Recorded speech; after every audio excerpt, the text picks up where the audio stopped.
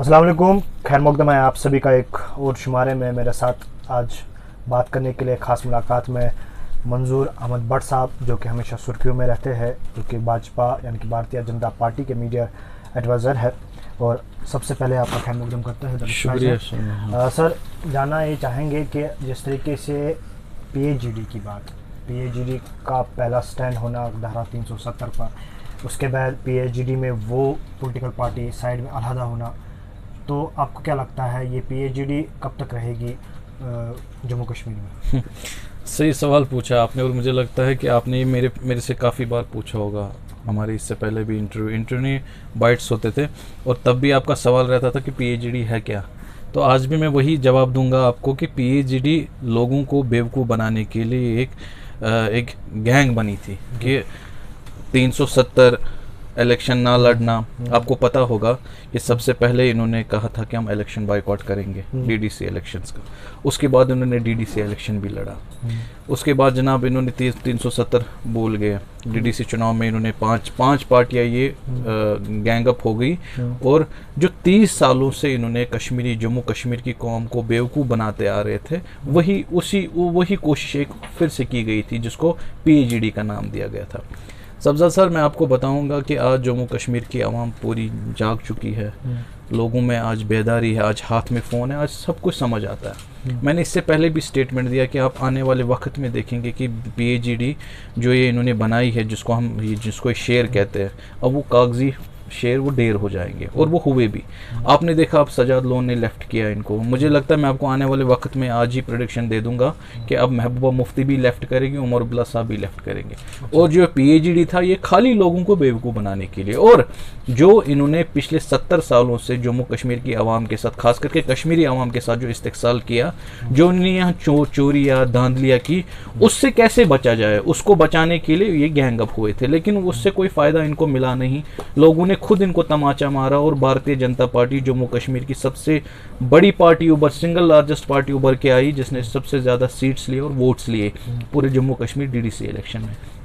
National conference के सदर फारूक अब्दुल्ला ने कल लोकसभा में एक अपनी स्पीच में बताया है कि जिस तरीके से डीडीसी के चुनाव यहाँ पर हुए, लेकिन उसके साथ साथ उन्होंने ये बताया कि जो कैंडिडेट डीडीसी के थे उन्हें खरीदा जा रहा है, बीजेपी उनको खरीद रही है, अपनी पार्टी उनको खरीद रही है। किस हद तक ये सही है?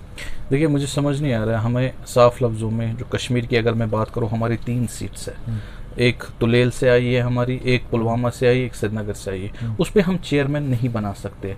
तो पहले भी मैंने आपको कहा, जो ये हॉर्स ट्रेडिंग की जो ये अफवाह फैला रही है, बस लोगों को गुमराह करने के लिए, उसमें मुझे नहीं सच्चाई नज़र आ रही है। हाँ, रहा सवाल आप अपनी पार्टी की बात करेंगे, वो आप उनसे स्टैंड पूछ सकते हैं। अब वो अपनी पार्टी हो या पराई पार्टी, वो तो हर कोई कर सकती है अपनी पॉलिटिकल जो सेटअप करने के लिए। और मैं समझता हूँ जो इंडिपेंडेंट कैंडिडेट, हमने काफ़ी जगहों पर हमारे इंडिपेंडेंट कैंडिडेट्स भी थे कश्मीर में, हमारे इंडिपेंडेंट कैंडिडेट्स भी जीत के आ गए।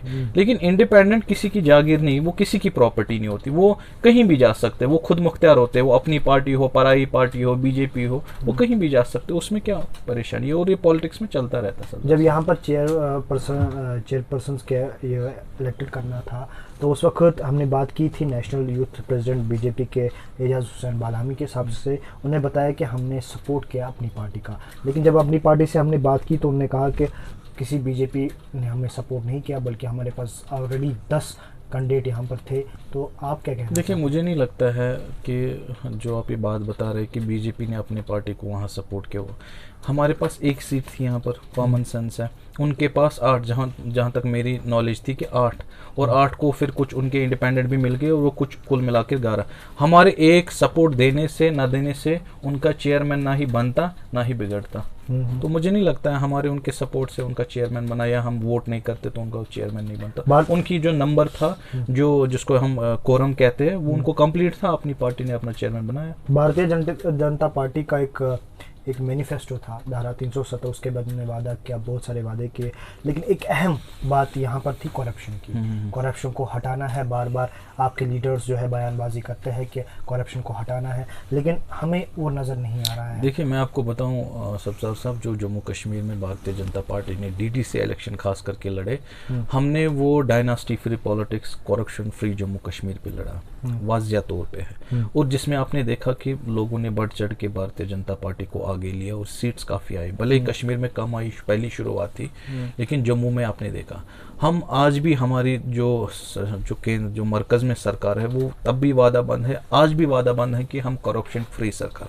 आप मुझे इन 6 सालों में, हमें 6 साल हो गए इस मरकज़ में अभी सरकार चलाते हुए, आप एक किसी भी मिनिस्टर का आप मुझे बताइए कहाँ पर आपको घोटाला नज़र आया, कहाँ पर आपको नज़र आ रहा है कि बीजेपी करप्शन के खिलाफ काम नहीं करे।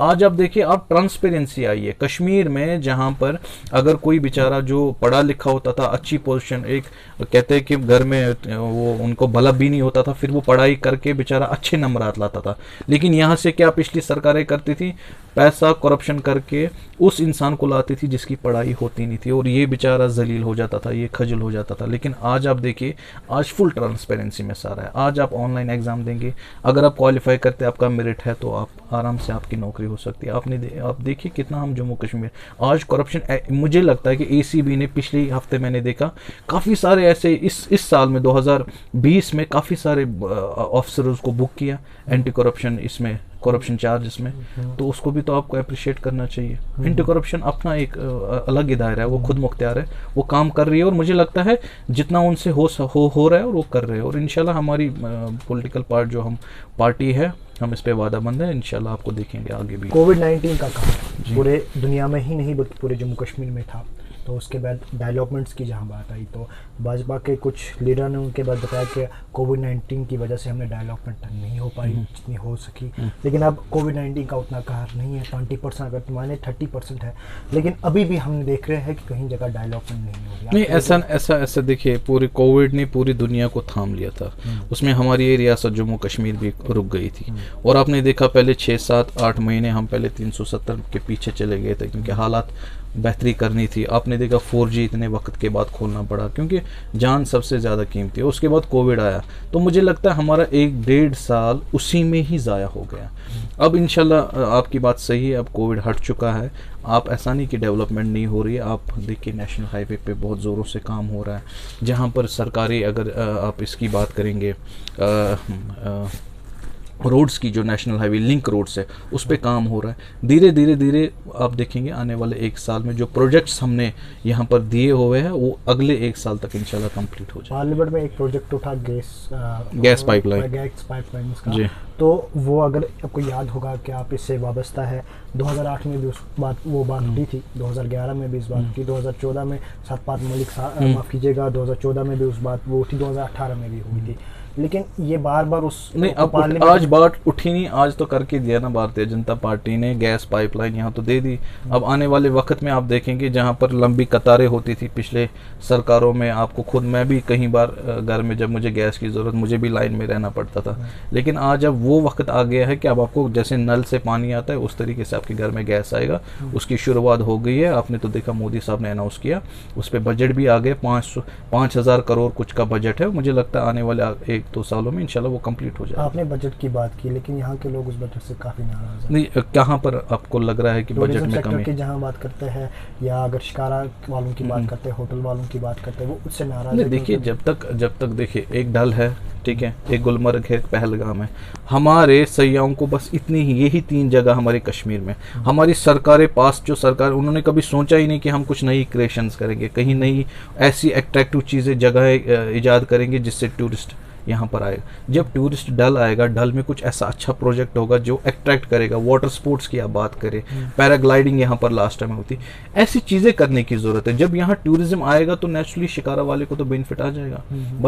बजट उस चीज़ में इन्वॉल्व होता है जहाँ पर एक सेटअप, एक डेवलपमेंट क्रिएशन होती है, और डेवलपमेंट क्रिएशन होने के बाद आपको एम्प्लॉयमेंट जनरेशन मिलती है। तो मुझे लगता है आने वाले वक्त में उस पर भी इंशाल्लाह हो जाएगा। होटल ओनर के साथ हमने बात की, उन्होंने बताया कि हमारे पास जो लोन है वो काफ़ी पिछड़े हुए थे, लेकिन अभी तक उन लोगों को माफ़ नहीं किया जा रहा है, बैंक पर काफ़ी प्रेशर देखिए उस पे देखिए ना, कोविड में भी और 370 में भी आपने देखा बैंक ने रिलैक्सेशन दी थी, क्योंकि पिछले, मैंने कहा आपको, 1.5 साल कश्मीर ने सफ़र किया, ना कि कश्मीर ने, जम्मू कश्मीर ने सफ़र किया। मुझे लगता है उसमें हमारी भी सरकार आगे रही थी, हमने मरकज़ी सरकार तक वो बात रखी कि जो ऐसे जो छोटे मोटे लोन्स है, आप समझ सकते हैं, कोई किसी ने घर में कोई अपना छोटा मोटा सेटअप कर लिया, हैंडीक्राफ्ट्स का, उसमें वेव ऑफ होना चाहिए। हमने सरकार को बताया और इंशाल्लाह मुझे लगता है उस पर इख्तिदाम होगा। जो इस तरीके की चीज़ें, हाँ उनका इंटरेस्ट वेव ऑफ मुझे लगता है काफ़ी सारे केसेस में हुआ, और अगर ऐसे है जहाँ पर बेचारा जो लोन चुका नहीं पाया उसमें हम करेंगे कि इसको माफ़ होना चाहिए। वादिया कश्मीर ही नहीं बल्कि जम्मू कश्मीर की यूटी की बात करते हैं, जी यहाँ पर चलता था, लेकिन 4G की यहाँ कमी थी। अब 4G भी चल पड़ा है, लेकिन अब लोगों की एक और मांग है स्टेटहुड की, जो कि अमित शाह ने भी पार्लियामेंट में बताया है। क्या ये कब तक हो सकता है? शाबाश साहब, मैं आपका ये जो द डिस्पैच मुझे लगता है काफ़ी आज लोग देखते हैं, इसको फॉलो करते हैं। मैं आपके इसी चैनल के वसाकत से कहूँगा कि जो फ्लोर ऑफ द हाउस हमारे ऑनरेबल प्राइम मिनिस्टर मोदी साहब और हमारे वजीर जो दाखिला है होम मिनिस्टर अमित शाह साहब ने फ्लोर ऑफ द हाउस कहा कि स्टेटहुड जब कश्मीर को हमें देना ही देना है, वो आज मिले कल मिले, वो मिलना ही मिलना है। उसमें चाहे आज़ाद साहब बताए, फारूक अब्दुल्ला साहब बताए, उनके बोलने ना बोलने से हमें स्टेटहुड वापस मिलेगी नहीं, लेकिन ये हमसे वादा किया गया है। और मुझे लगता है आपके ही चैनल के वसाकत से मैं कहता हूँ इंशाल्लाह हम वादा बंद है। आप देखेंगे आने वाले वक्त में स्टेटहुड भी रेस्टोर जम्मू कश्मीर में किया। आखिरी सवाल, आखिरी बात, और क्योंकि आपकी वक्त की नज़ाकत देखते हुए एक अहम सवाल करना चाहता हूँ। जिस तरीके से बीजेपी की बार बार दावा है कि हम यहाँ के यूथ को देख रहे हैं, हम यूथ को एक अच्छा प्लेटफॉर्म देना चाहते हैं, लेकिन बात यह है कि यहाँ पर आज के नौजवान, चाहे वो लड़के हो लड़कियाँ, ड्रग में मुलव्वस है। इस पर क्या एक्शन लिया जा रहा है? देखिए, बहुत बड़ा कंसर्न है, आपने बहुत अच्छा सवाल पूछा, और मुझे लगता है खास करके कश्मीर की जो सिविल सोसाइटीज़ है अब उनको आगे आना पड़ेगा, क्योंकि जो ड्रग मेंस हम देख रहे हैं ये नौजवान के कोने कोने में जा। आप देखिए कितने नौजवान जिन्हें हालिया में जिनकी डेथ हो गई है, ये बहुत मतलब मैं समझता हूँ कि ये सबकी जिम्मेवारी है, ना कि पॉलिटिकल पार्टीज़ की है। हमारे जो मस्जिद में मौलवी साहब जुमे की नमाज़ पढ़ते हैं, नमाज 5 टाइम पढ़ाते, उनको अवेयर करना है। जो सिविल सोसाइटीज़ है, जो मोहल्ले की जो कमेटियाँ, उनको उठना पड़ेगा, इसके खिलाफ लड़ना पड़ेगा। और हम वादाबंद हैं।